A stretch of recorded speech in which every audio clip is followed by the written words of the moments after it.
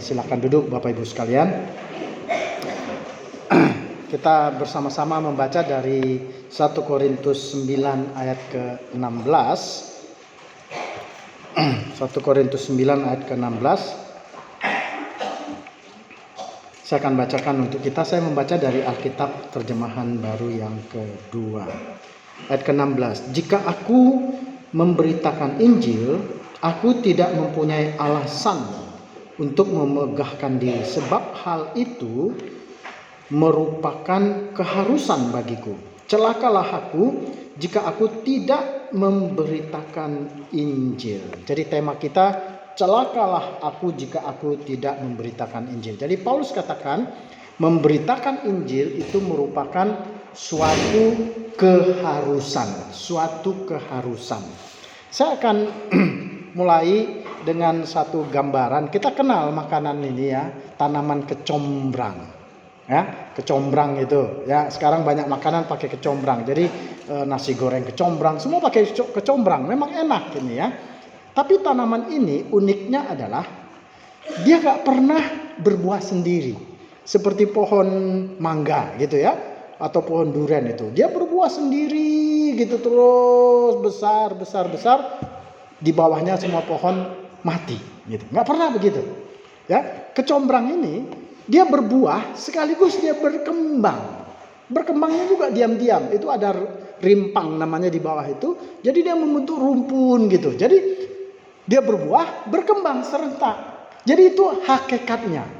Ya, jadi merupakan keharusan bagi kecombrang berbuah dan berkembang sekaligus gitu. Jadi dia nggak tunggu besar dulu berbuah, kemudian ya udah kalau udah waktunya berkembang gitu. Enggak, serentak dia. Jadi keharusan kecombrang itu ya berbuah, kemudian berkembang. Jadi membentuk rumpun. Itu tanaman kecombrang. Ya, satu lagi ini tiap hari kita lihat ini pisang. Ya, pisang itu juga nggak pernah berbuah sendiri dia. Keharusan bagi pisang adalah berbuah dan juga berkembang. Jadi itu hakikat, itu keharusan bagi pisang dan juga kecombrang. Jadi kalau Paulus katakan ya bahwa memberitakan Injil itu merupakan keharusan, seperti tadi itu digambarkan kecombrang dan pisang. Memang hakikatnya seperti itu, naturnya seperti itu. Jadi dia berbuah dan berkembang. Jadi kalau Paulus katakan, celakalah aku kalau aku tidak memberitakan Injil karena itu merupakan keharusan, artinya apa? Bukan berarti kalau Paulus hari ini gak memberitakan Injil lantas Tuhan marah, murka, langsung celakalah Paulus ketabrak bajai. Enggak ada bajai zaman dulu ya. Ketabrak kuda misalnya gitu. Enggak, bukan itu maksudnya. Jadi kalau Paulus katakan celakalah aku kalau tidak memberitakan Injil, berarti aku tidak sesuai dengan hakikat seperti yang aku harus terjadi. Misalnya ya, dalam pasal yang kedua, di pasal ketiga itu ya, 2 Korintus 3, Paulus katakan kepada jemaat, kepada jemaat di Korintus dia bilang begini, kamu adalah surat Kristus. Paulus nggak bilang begini kepada jemaat Korintus itu, kamu akan menjadi surat Kristus. Tidak, kamu adalah surat Kristus. Jadi suka tidak suka seperti kecombrang itu, dia pasti berbuah dan berkembang karena memang itu hakikat apa? Kecombrang. Jadi kita pun suka tidak suka, kita adalah apa? Surat Kristus. Hanya kadang-kadang yang jadi persoalan adalah kita adalah surat Kristus tapi tulisannya itu buram, nggak kebaca sama orang, nggak jelas kelihatan dia ini Kristen atau bukan ya, gitu. Tapi kecombrang itu sama pisang itu dia nggak ragu-ragu, dia tunjukkan saya ini pisang. Kalau pisang pasti berbuah kemudian berkembang rumpun. Dia nggak buahnya nggak begini, kecombrang itu atau pisang itu batangnya batang pisang tapi buahnya buah durian. Enggak kan? Pasti itu apa? Palsu. Jadi kalau kita mengatakan kita orang Kristen, surat Kristus, jangan ragu-ragu. Sehingga orang kelihatan, terbaca. Namanya surat itu apa? Untuk dibaca. Jadi orang sekitar kita bisa lihat. Bapak Kristen ya? Loh, kok tahu? Jelas terbaca. Terbuka kepada semua orang. Jadi kalau kita tidak memberitakan Injil, kata Paulus, itu keharusan, berarti kita sesungguhnya bukan surat Kristus. Itulah arti celaka di situ. Arti celakanya di situ. Berarti ini benar bukan surat Kristus. Tuhan Yesus juga bilang begini, ya. Kamu akan menjadi garam dunia. Betul? Tidak kan? Apa yang Tuhan Yesus bilang? Kamu adalah garam dunia. Adalah. Jadi sekarang ini saat kita ini suka tidak suka, kita adalah garam dunia. Kita adalah terang dunia. Jadi kalau namanya garam, terang, yaitu hakikatnya apa? Berbuah dan berkembang. Itu maksud Paulus, keharusan memberitakan Injil. Jadi celakalah aku, kata Paulus, kalau aku tidak memberitakan Injil, berarti aku belum terang dunia. Berarti aku belum garam dunia. Jadi kalau garam, dimanapun garam itu diletakkan, langsung apa? Ya, dia memang gak kelihatan, tapi langsung memberi rasa. Jadi kalau kita makan gitu ya, wah ini garamnya gak ada ini. Lo kok tahu? Terasa. Tapi kalau misalnya makanan itu ada garamnya, terasa. Terasa dia di situ. Wah, ini garamnya pas gitu. Begitu juga kita. Garam di mana dikatakan? Dunia. Bukan Tuhan Yesus bilang kamu adalah garam gereja. Wah, udah gawat tuh kalau kita kumpul di sini semua. Begitu juga terang dunia. Di dunia, bukan dalam gereja. Kalau kita terang gereja, itu silau Bapak Ibu sekalian. Iya kan? Kita saling apa itu? Saling center satu sama yang lain. Jadi di gereja itu kita nggak bisa lihat, karena semua orang pasang terangnya. Terang itu harusnya di mana? Di tempat kegelapan. Jadi kalau di gereja kita saling membuat terang, ya masing-masing pasang lampu terang semuanya. Kasihan yang bawa lilin di gereja. Aduh, aku ini cuma lilin gitu. Tapi kalau Bapak Ibu, walaupun lilin ada di kegelapan dunia, itu berarti. Kita kan suka di gereja ini saling menerangi satu yang lainnya. Jadi gereja itu jadi silau. Jadi karena silau banyak terang, gak kelihatan lagi semuanya. Ribut lah. Harusnya apa? Di dunia. Jadi garam di dunia. Memberi rasa di dunia. Memberi terang di dunia. Kita adalah garam dunia. Kita adalah terang dunia. Celakalah aku kalau aku tidak berbuah dan berkembang. Itu berarti aku bukan apa? Bukan garam, itu bukan terang. Tuhan Yesus katakan, kamu adalah surat Kristus. Kamu adalah terang dunia, garam dunia. Paulus tegas mengatakan, kamu bukan menjadi surat Kristus, tapi apa? Kamu adalah surat Kristus. Bisa dibaca oleh semua orang yang ada di sekitar kita. Jelas, tidak buram. Tulisannya tidak gitu, nggak jelas gitu ya. Seperti tulisan saya tuh, antara saya sendiri kadang-kadang nggak bisa baca itu tulisan saya gitu ya.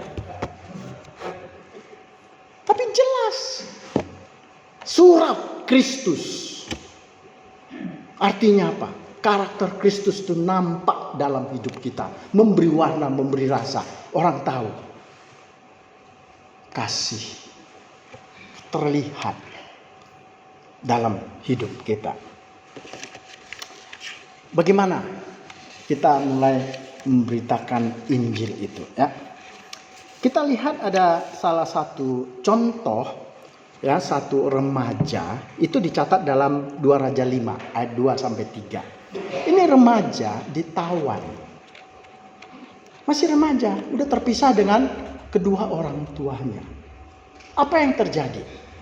Apakah dia kemudian aduh susah, sedih aku, terpisah dari orang tua gitu ya. Majikannya panglima, namanya Naaman. Dia menjadi asisten rumah tangga untuk istri Naaman. Ini Naaman sakit, ada penyakit kulit, kusta gitu ya. Ini yang menawan dia nih. Ketika dia tahu Naaman, dia nggak bilang begini, syukurin deh Naaman itu kena sakit kusta. Biarin, dia sudah banyak menghancurkan kampungku. Biarin aja. Rasain gitu. Syukurin gitu. Gitu? Enggak. Kenapa? Dia tahu hakikat dia. Jadi walaupun dia ditawan masih remaja, dia bilang kepada tuannya itu, kalau mau sembuh, pergilah ke tanah Israel. Ada nabi yang menyembuhkan, ada Tuhan di sana yang bisa menyembuhkan. Ada kesempatan. Dia nggak mengatakan biarin aja lah, syukurin dia itu. Udah banyak dia bunuh orang di kampungku, biarin aja. Enggak. Karena dia sudah mengalami kasih Allah. Sehingga ada kesempatan langsung dia beritakan. Ini kan musuhnya. Tapi dia beritakan. Karena memang itu hakikat dia. Dia tahu dia garam dunia. Dia tahu terang dunia. Dia tahu dia ada surat Kristus. Ketika ada kesempatan, dia beritakan. Itu.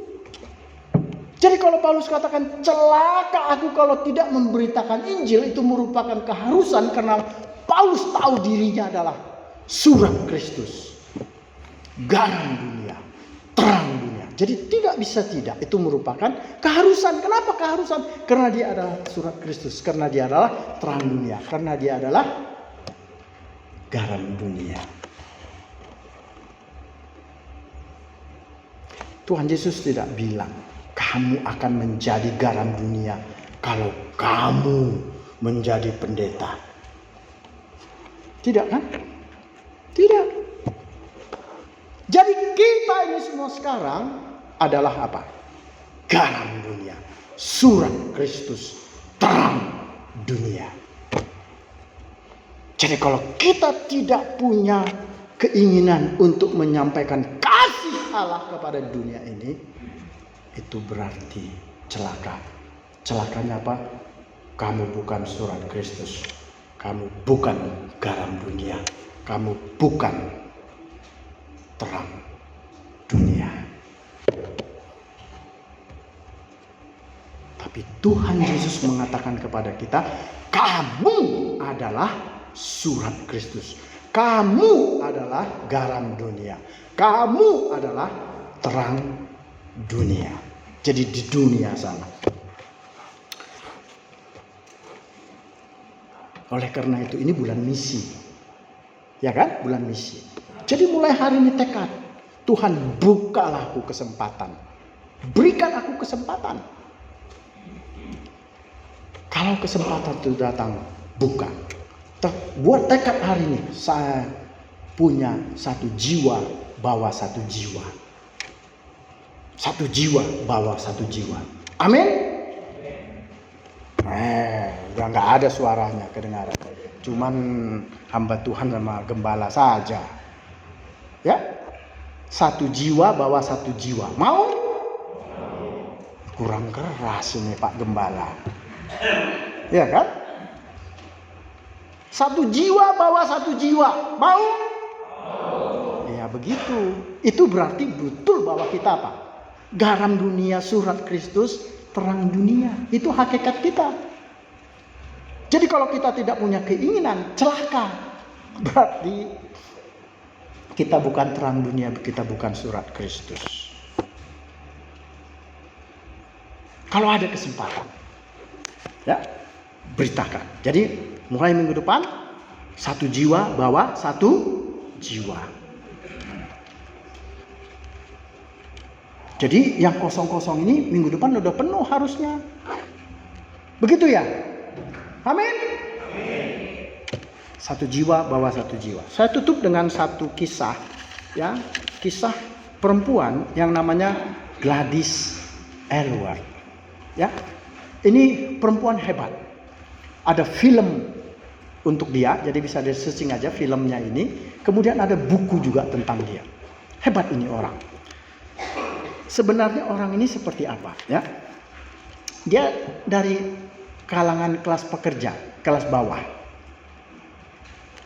Tapi oleh karena Tuhan menyentuh dia, dia punya keinginan untuk memberitakan Injil ke Tiongkok. Ya, tahun 1930-an ini kejadiannya. Dia melamar, organisasi misi itu ditolak. Ditolak. Alasannya apa? Kurang pintar ini orang ini. Ya, sedih kan ditolak karena dianggap nggak pintar. Waduh, bagaimana ya? Memang dia nggak pintar. Dia orang bukan berpendidikan tinggi. Ini di Inggris. Ya, dia hanya asisten rumah tangga saja. Tapi dia tahu bahwa dia adalah terang dunia. Dunia bagi dia itu ada di Tiongkok. Ketika ditolak, apakah dia kemudian putus asa? Tidak. Api untuk memberitakan Injil itu berkobar-kobar di dalam dirinya. Dia mau memberitakan Injil ke Tiongkok. Tapi nggak ada yang menerima dia, organisasi misi ini menolak dia. Tapi ada dia kenal seorang misionaris di Tiongkok. Karena dia punya banyak keinginan yang menggebu-gebu, bergelora. Ya. Akhirnya dia cari banyak informasi tentang Tiongkok. Dia kumpulin uangnya, dia beli tiket. Nggak banyak uangnya. Ya, kalau dari Inggris itu kan kalau naik kapal lewat Singapura sana, itu yang normal biasanya kan. Dia cari jalan yang murah. Jalan murah itu dari mana? Dia tinggal di Liverpool, Inggris. Dari Liverpool dia ke Moskow, dari Moskow dia ke Siberia begitu naik kereta api. Waduh. Sekarang aja kalau kita naik kereta api dari sana sampai ke Tiongkok, ya mungkin kereta apinya udah bagus, tapi suasananya kan bagaimana itu? Ada yang di antara kita pernah naik kereta api dari Inggris terus sampai dari Moskow, ya Rusia terus sampai ke Tiongkok gitu. Ada. Saya sendiri kalau sekarang aja mungkin mikir itu. Kan daerahnya, waduh, keras banget. Tapi karena begitu menggeloranya dia tahankan itu. Sampailah dia, singkat cerita sampai dia di Tiongkok. Apa yang terjadi? Oleh misionaris ini, dia ditugaskan apa? Untuk memberitakan Injil? Tidak. Disuruh jaga rumah penginapan. Dia berpikir, gua jauh-jauh dari Inggris. Ya, datang memberitakan Injil, disuruh jaga rumah penginapan. Ini kan pekerjaan gua dulu waktu di Inggris. Jadi asisten rumah tangga, aku bagaimana gitu ya. Tapi justru melalui itu, karena memang dia otaknya kurang ya. Tapi karena penginapan itu banyak orang-orang lokal setempat ya. Jadi dari situ dia belajar bahasa. Ya, dia belajar bahasa. Dia bisa berbicara kemudian melalui proses itu. Jadi Tuhan membentuk dia di proses. Sampai akhirnya suatu ketika Tuhan membuka kesempatan lebih luas bagi dia setelah dia bisa berbahasa gitu ya, dia memahami budaya-budaya lokal. Diminta oleh pejabat sekitar. Untuk apa? Dulu di Tiongkok itu ada satu kebudayaan tradisi, itu perempuan kakinya di apa namanya itu ditekan begitu ya, diikat begitu. Karena itu dianggap suatu kecantikan. Muncullah larangan, nggak boleh lagi. Siapa yang ditugaskan oleh pejabat ini? Gladys Aylward. Jadi dia keliling dari rumah ke rumah untuk periksa. Di rumah ini ada nggak anak gadis yang kakinya diikat? Gitu. Tapi itu kesempatan bagi dia untuk apa? Memberitakan Injil. Ada, Tuhan buka kesempatan untuk memberitakan Injil. Jadi kita, kalau Tuhan buka kesempatan untuk memberitakan Injil, pakai kesempatan itu. Ya, satu jiwa bawa satu jiwa. Sehingga minggu depan ini penuh gereja ini. Bila perlu, karena begitu banyaknya sampai duduk di lantai begitu. Atau kita udah ibadah 5-6 kali.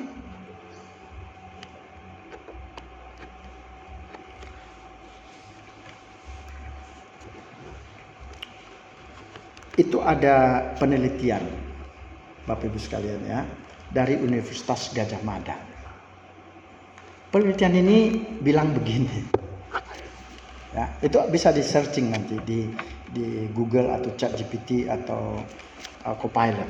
Penelitian Universitas Gadjah Mada, beberapa universitas yang lain. Penelitiannya apa hasilnya? Anak umur 10 sampai 17 tahun di Indonesia, ya, ini 10 sampai 17. 1 dari 3 remaja Indonesia itu gangguan mental. Gangguan mental. Sekarang anak-anak remaja kita punya tren. Trennya apa? Sayat-sayat tangan. Siapa yang memberitakan Injil kepada mereka kalau bukan kita? Kita yang membawa kesembuhan kepada mereka. Kita adalah apa? Garam dunia, terang dunia.